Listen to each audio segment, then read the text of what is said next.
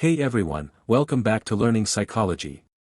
Today, we're going to dive into the fascinating world of psychology and politics as we explore the concept of social exchange theory and its manifestation in the political sphere. We'll also uncover 3 signs that politicians use this theory for personal gain. So, grab your pen and paper, and let's get started. First off, let's break down what social exchange theory is all about. At its core, this theory revolves around the idea that individuals make decisions and form relationships based on a rational calculation of the costs and benefits involved. In simple terms, it's like a mental balance sheet where people weigh what they stand to gain against what they might lose in any given situation. To understand further about social exchange theory, check the discussion from our previous video in which the link is presented above.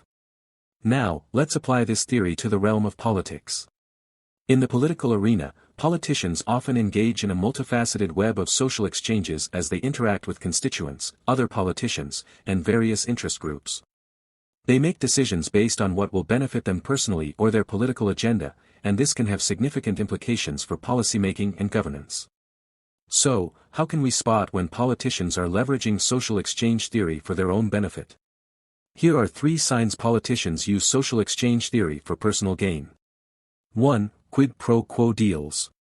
Politicians may engage in quid pro quo arrangements, where they offer favors, resources, or policy support in exchange for something valuable in return. This could be financial contributions for their campaign, political endorsements, or support for specific legislation. Understanding this strategy is tough since the available evidence often falls into what we call circumstantial evidence. To grasp it, one needs careful observation and personal research. Let's take an example from the Philippines. In the early 90s, a massive company, already in the education business, supported politicians in higher positions. The Senate noticed concerns about the education system's level compared to other countries. Seizing this, the company urged politicians to implement the K-12 program, presenting it as necessary for graduates' lives. However, closer inspection reveals it primarily benefits the company, extending student school years for more enrollees and income. The program was hastily implemented, providing funds for politicians in the next election. Over time, issues emerged due to lack of planning, preparation, and more. This problem isn't widely discussed in mainstream media, as gathering evidence to prove the claim is challenging. When leaders pass laws that secretly help a specific company, and that company supports the leaders however they want, it's a clear example of social exchange in politics. If the concern is on the students' welfare, then, the implementation of K-12 programs has been designed addressing students' major concerns. Before I continue, don't forget to hit that like button, subscribe for more psychology wisdom, and ring the notification bell to stay in the loop. 2. Vote-buying tactics. Another sign is when politicians resort to vote-buying tactics, where they promise immediate benefits or rewards to voters in exchange for their support, without considering the long-term impact or feasibility of their promises. Authorities often overlook vote-buying during elections. This happens because the money involved doesn't directly come from the candidates themselves. Candidates can easily deny accusations of vote-buying by claiming it's their opponent's propaganda strategy. Official records might not reveal the existence of vote-buying, but on the ground, it's happening frequently. Political leaders employ this tactic, spending extravagantly during elections with the expectation of recouping the funds once they are in office. In elections, social exchange happens when voters get something small, and the political leader gains voters under their name. This becomes even more significant if the leader wins the election. 3. Selective constituency engagement.